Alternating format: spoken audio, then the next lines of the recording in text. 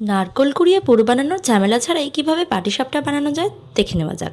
প্রথমে একটি বড় জায়গার মধ্যে 2 কাপ চালের গুঁড়ো, 1 কাপ ময়দা, তার থেকে অল্প পরিমাণে সুজি নিয়ে ভালো করে মিশিয়ে নিয়ে তার মধ্যে অল্প পরিমাণে নুন দিয়ে ভালো করে মিশিয়ে এর মধ্যে উষ্ণ গরম দুধ বারবার করে দিয়ে সেটাকে ভালো করে গুলে নিতে হবে।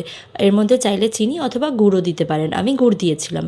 এরপর আমি একদিকে দুধটা ভালো করে ফুটিয়ে নিয়ে তার মধ্যে আমি ভিনিগার দিয়ে দুধটা কাটিয়ে নিয়েছি, আর তার মধ্যে আমি দিয়েছি 3টে এলাচ ফাটিয়ে দিয়েছি, কিছুটা কাজু দিয়েছি, আর দিচ্ছি নলেন গুড় আর কিছুটা কিশমিশ দিয়ে ভালো করে নাড়িয়ে নিয়ে একেবারে জলটা শুকিয়ে নিতে হবে আর বারবার করে নাড়াতে হবে।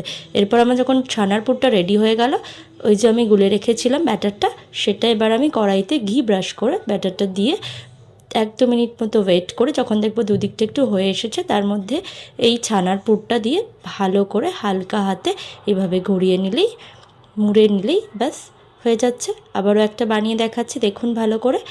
এইভাবে পাতলা, বেশি পাতলাও করব না, বেশি মোটাও করব না ব্যাটারটা। এইভাবে কোনায় দেব পুরটা, যাতে পুরো পাটিসাপটাটার মধ্যেই যখন খাবো ফিলিংটা বুঝতে পারা যায়।